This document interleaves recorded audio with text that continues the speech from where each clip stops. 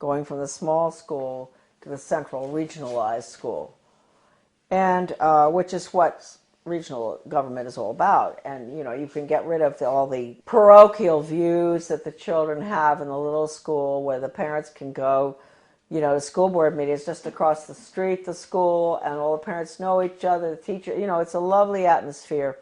And then you end up with all the children going long distances on the bus, which is no good for them, to the regional school.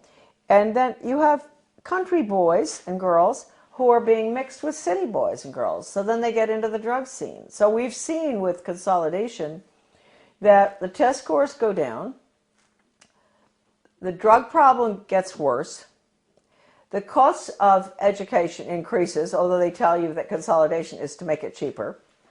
A lot of people just don't understand the word consolidation. Consolidation is consolidating all the services together under the guise of this is going to be cheaper for you.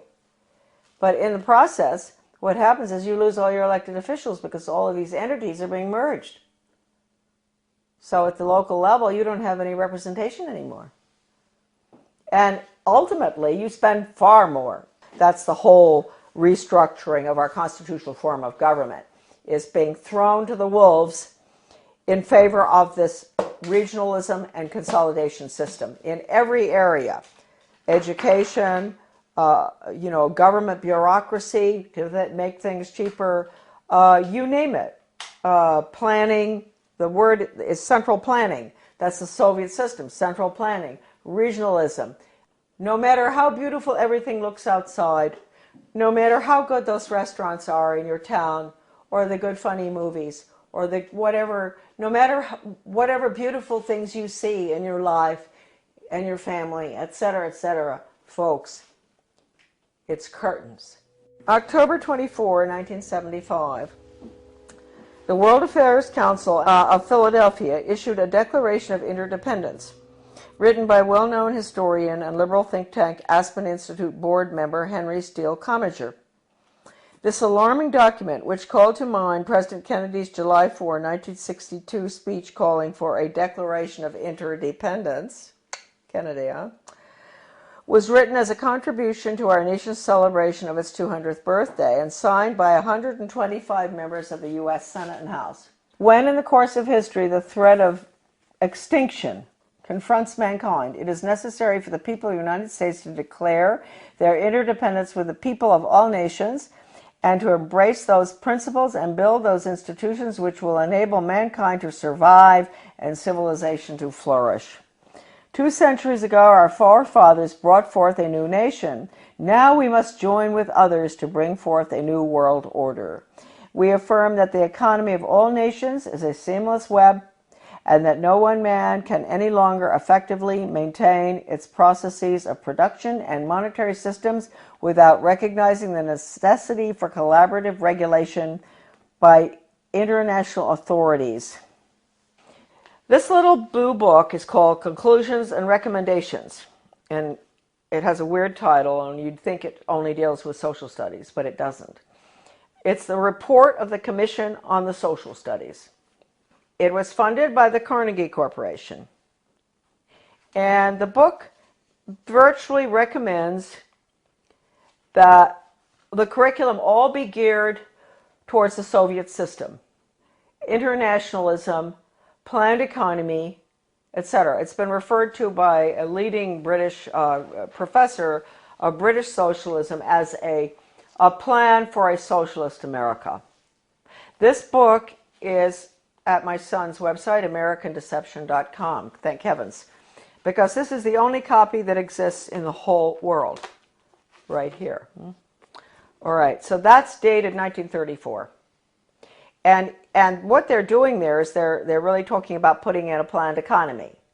So that's what we're putting in right now with the program that's just gone into our little school in Dresden, Maine. We've put in the Di Lorenzo Reinventing Schools plan, which I said earlier, your children will be graduating at 14 or 21. No grades, no ABCD, no kindergarten through 12th grade, because it's going to all be workforce training, and the curriculum will be based on the Malcolm Baldrige Total Quality Management Award that has only in the past been given to Cadillac and Hilton Hotels and things like that. The Malcolm Baldrige National Quality Award gets results. We're not there yet. We're continuously improving, and it's something that is so deep in our organization that the concepts and principles of Baldrige will be applied forever here. So this same Carnegie Corporation in 1933 instituted the 8-year study, which went on until 1941. That's the Skinner method, performance-based, results-based. That's all what you can do, not what you know in your head. They don't want children to think or know anything, no history. It's what you can do for the good of the global economy. And the Education Commission of the States, a very important unconstitutional regional entity which controls education in every state as well, they had a little newsletter that I used to get. And one day I was reading it and my eyes went down to the bottom of the page and I said something. It said outcomes-based education is, and of course I'd always been fighting outcomes-based education, and it said it was experimented with for 8 years in the 1930s and 40s by the Carnegie Corporation. It was called the 8-year study. So nothing's new, folks. If we think the outcomes-based education that which is the biggest dumbing down education system that ever happened with children graduating at 14, right? If we think that it's new, no. It came from the 8-year study, which again was Carnegie. Okay.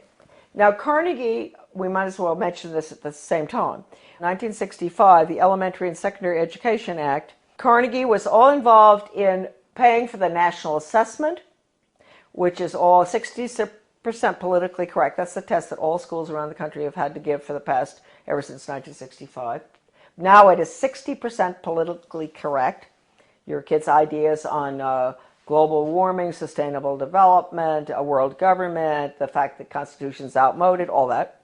So they paid for the national assessment. They were the ones instrumental in putting up the money for the Education Commission of the states in Denver. In your Senate Education Committee in your state, there's always going to be one person who is on the membership of the Education Commission of the states. So there'll be about 50 state people. So they get their orders from the Education Commission of the states.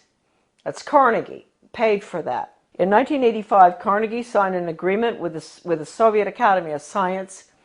At the same time, Reagan signed the agreements with Gorbachev to merge the two education systems. Carnegie signed with the Academy of Science to develop computer courseware for elementary schools dealing with critical thinking. That was an agreement signed. That's for our children, right? In first grade, critical thinking on the computer. Reagan, Clinton, the two Bushes and all, implement the school to work agenda. That was the beginning of the planned economy under Reagan. So then Mark Tucker comes in, Carnegie. All the controversy going on in the 90s, Americans were up in arms about the destruction of their school systems. They would go in deliberately and destroy, because in order to restructure, you have to destroy. Foundation for the Advancement of Teaching, David Hornbeck, who's big on compulsory community service, compulsory. He called for that when he was the superintendent of schools in Maryland. He was commissioner. Way back, he called for mandatory service. That's another thing, folks. You better watch out. We're going to be slaves. Mandatory service. So anyway, the same Hornbeck, who's connected to Carnegie all along, goes into Kentucky, destroys that system, goes up to Rochester, New York. He goes out to state of Washington, Iowa, destroy the schools, restructure them for school to work. That's all Carnegie. And the latest information coming in for Maine with a complete recommendation, that is, who knows, maybe our governor, we can get to him fast enough, to help him understand that we can't have charter schools. Charter schools are the vehicle to implement the planned economy. We can't have them. They're unelected school boards anyway. We don't even have a school board with a charter school. They get federal money. Why no school board? They get federal money, so we have to give the federal test. No charter schools, forget it. So all of this is coming together, coalescing at the same time. The 3,000-page hearings of the congressional investigation of the Reese Committee on investigation of the subversive activities of the tax-exempt foundations, I bought the only available copy in the country, 3,000 pages, from a really good friend of mine, a wonderful American. He had been offered any amount of money for that 20 years ago by one of the minions of the tax-exempt foundations. They did not want that copy to be floating around. The research director for those hearings, his name was Norman Dodd. I knew him. And the conversation that I'm going to discuss right now that he had with the president of the Ford Foundation, Rowan Gaither, was off the record in New York City at Ford Foundation headquarters. And Norman Dodd told me over dinner in Washington, D.C., in a restaurant in Georgetown, Rowan Gaither said to him, Mr. Dodd, basically, we at the foundations, we don't determine the agenda. The agenda has come from directions from the White House. That was Eisenhower at the time, right at the peak of the Cold War. And that agenda, our instructions are to use our tax-exempt status, your money, folks, change America so it can be comfortably merged with the Soviet Union. Now, a lot of you may say, well, that never happened. Well, it's happening right now, folks. It's happening right now, as we speak.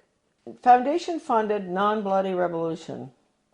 Committee Chairman Carol Reese warned fellow congressmen of a diabolical conspiracy that a certain few foundations were financing the socialist and communist overthrow of the United States.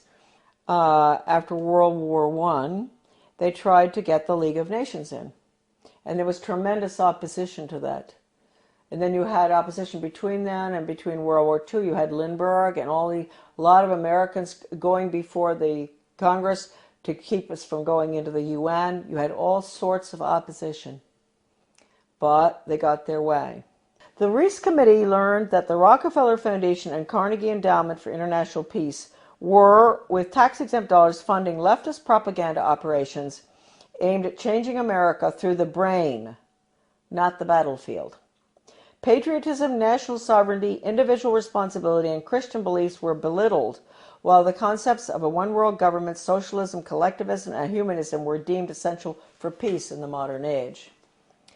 A clandestine and successful non-bloody revolution had been masterminded by some of America's most powerful and devious men who did not want to be exposed by a congressional investigating committee. The man chosen by Reese to be the committee's research director was Norman Dodd, Yale graduate, intellectual, and New York investment banker.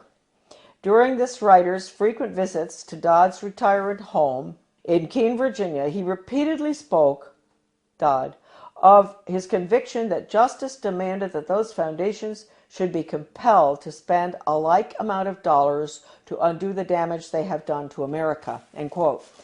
Dodd sent committee questionnaires to numerous foundations, and as a result of one such request, Joseph E. Johnson, president of the Carnegie Endowment for International Peace, invited Dodd to send a committee staffer to Carnegie's headquarters in New York City to examine the minutes of the meetings of the endowment's trustees. Now, this is Carnegie we're talking about, the one I always go after. These minutes had long since been stored away in a warehouse, and obviously Johnson, who was a close friend of former Carnegie president and Soviet spy Alger Hiss, had no idea what was in them. Don't forget, Alger Hiss headed up the UN in San Francisco. He was the head of the whole thing, world government. The minutes reveal that in 1910, the Carnegie trustees asked themselves this question, quote, is there any way known to man more effective than war to so alter the life of an entire people, end quote. This is in the minutes. For a year, the trustees sought an effective, peaceful method to alter the life of an entire people. But ultimately, they concluded that war was the most effective way to change people. Oh, God. World War I. Horrible war. Oh, God. I mean, it made every other war look like nothing. Consequently, the trustees of the Carnegie Endowment for International Peace next asked themselves, quote, how do we involve the United States in a war?